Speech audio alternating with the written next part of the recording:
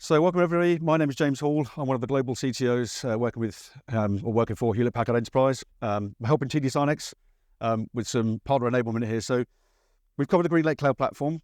We've covered, CapEx versus OpEx.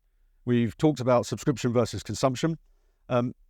We also do managed and unmanaged and partly managed services for GreenLake. I know, lots of GreenLake, lots of terms. So HP Services was, if you hear the term, was GreenLake management services are also available through HPE.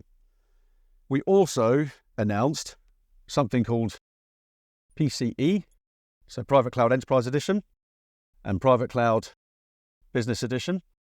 We are going to cover those in the next recording, but they kind of link into this. So we have today, this is self-service, so PCE, which is a fully managed platform from HPE. So it goes into the customer. The customer is responsible, or actually we want you to work with your customer because this is a service play and be responsible for the self-service element.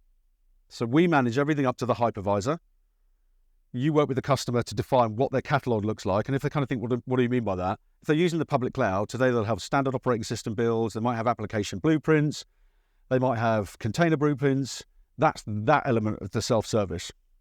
From a PCE perspective, so Private Cloud Enterprise, customers get some choice, but not a lot of choice. So there are, I think, 3 options available from a compute perspective, possibly 4 actually.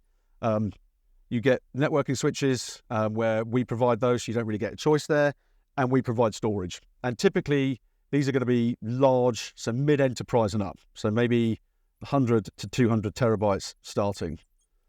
So we hear the term hybrid cloud a lot. In some instances, I think it gets overused. But PCE is our private cloud for customers. So when we talk about the cloud that comes to you, HPE are responsible for this element. And this can be in our colo, because we've got agreements with Digital Realty and Equinix and Cyrex One. But we are responsible for the hardware elements. So we do that by putting in an appliance, and we use that to do all of the control, all the firmware, all the management, all that kind of good stuff, all the break-fix services. From a customer's perspective, inside the GreenLake Cloud Platform, you get something called the Service Console and something called GreenLake Central. This is how you manage or view everything that you're paying for. So depending on what the infrastructure is, most customers will go, per VM or per virtual CPU or per CPU and per memory and per gig from a billing point of view. But this is all about analytics. What are you using? Can you be more efficient? Are there things that, aren't doing anything that you can turn off? That's the way, who do I charge back inside the business? I can now show to the business exactly what I'm spending. The Service Console is all about provisioning and giving users the ability to fire up workloads. That could be VMs, that could be containers inside VMs, that could be containers on bare metal, or that just could be bare metal running, Oracle workloads. So if you think about, AWS, Azure, or Google, I log into a single pane of glass and I can just fire up these workloads all over the place, and I don't have to worry about any of the infrastructure because that's managed by those public cloud ones. This is our version of that. It's giving customers that on-premise capability to have the same experience as the public cloud. And when we talk about being hybrid, because I think this word gets overused a lot, but we can also provision in AWS and Azure, and we're working with Google to do more on that front. So this could be in your data center, in a colo provided by us, and the billing is included inside this cost. The partners and the customers, because it's a really good service sell for partners, are responsible for building and maintaining the catalog, or maybe just initially building the catalog with the customer. And you can provision on-premise, so we can show you the cost of doing it on our infrastructure that we're managing for you, or we can show you the cost of what it would be if you put it in AWS Azure, and then you just pick your location as to where you want to do it. So when we talk about hybrid cloud, we are truly talking about the ability to deploy inside the walls of your buildings or in the public cloud, and doing that from a single service console and a single set of application blueprints. PC is fairly restrictive. You get some choice on compute, you get a little bit of choice on storage, but some customers want more choice and more flexibility. So if that is the case, you can then move into this kind of middle space that says, I want the service console capability or the self-service capability, and we can deliver that through something called the hybrid IT console. So that gives us all the automation on premise, and we've got a bunch of tools that sit in an appliance that enables the customer to do that. The partner sell here is still build the catalog, maintain the catalog with the customer, but then you can choose pretty much anything from the HPE portfolio to go and deploy, because this is too constricted and you want more choice. But in terms of self-service and capabilities and stretching out to the public cloud, that exists across either or on these platforms. And in this world, you can choose maybe, HPE are doing the networking and the compute, and maybe the customer wants to do the storage. So you can be more flexible about what we do, or what we would manage, and what the customer or the partner, you as the partner, wants to own. So it's a lot more flexible. Both of these, by the way, if you want to, can be driven by ServiceNow, which is pretty much the market leader. That could be the customer's own ServiceNow, or we can make them a tenant in our global instance of ServiceNow. So we can also offer that capability as well. And lastly, over this side is we still have the service console element, but now you can be really, really prescriptive about what you want. Because this, and we would love it to be HPE hardware, but anything with the REST API can be controlled by the service console and the tools that sit inside the appliance that run it. So I've done one recently where there's a lot of HPE compute, there's some Commvault in there, there's some Cisco switches in there. You can get much more creative here.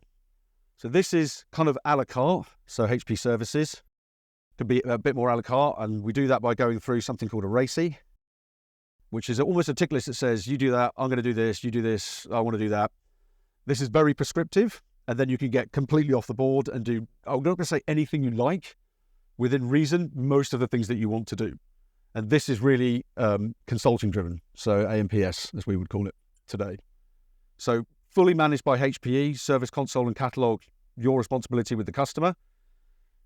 I want more choice, but I still want service console. And, again, from a services play, we want you to work with the end user to build and maintain the catalog, but I get more choice down here.